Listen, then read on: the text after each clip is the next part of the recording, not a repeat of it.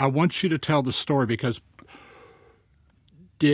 when was Hey Jude? It was recorded in '68. Was that the trip when you went to London? Is that the same trip that Hey Jude was? No, oh, yes, I'm sorry, it is. Okay. Yeah.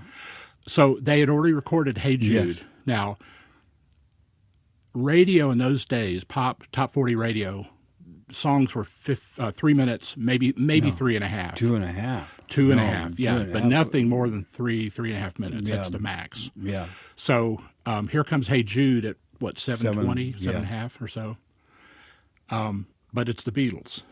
So tell this story, because this is wonderful. And I grew up in Miami, so this is, there's a part of this story that That's I'm... right, yeah, because we've talked about it. Yeah. Well, so in setting up Apple, part of my responsibilities became I was going to set up a special promotion team separate for the Beatles, promote their records and Apple records. And so part of the process while I was there, we were going to pick the first four records to be released on Apple, which they had done, which was Jackie Lomax, Sour Milk Sea, Eagle Laughs at You, Mary Hopkin, Those Were the Days, I Forget the Backside, a band that Paul wanted called the Black Dyke Mills Band, and Thingamabob. Yeah. And then the Beatles. And they had selected Revolution and Hey Jude. But Paul's a businessman. Right. Well, in America, the record's going to be 2.5 minutes to get an airplay, and I got a 7-minute record here. And so we kept playing. We didn't have furniture in the Apple building yet. And so we had a big sound system in one of the big rooms there and new green carpet. And we're sitting on the floor, and they're just playing Hey Jude and Revolution over and over again, trying to decide. And Paul was just afraid nobody would play it.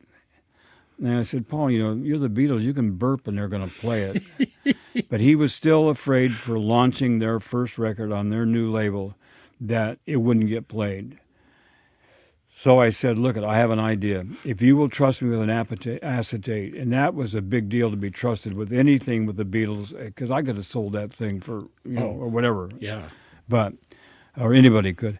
So I said, if you will trust me with an acetate, when I fly back to L.A., I will hopscotch back. I'll fly in to Philadelphia, because the top music people that pick the hit records in America, there happened to be a guy, Jim Hilliard in Philadelphia. Radio guy, WFIL.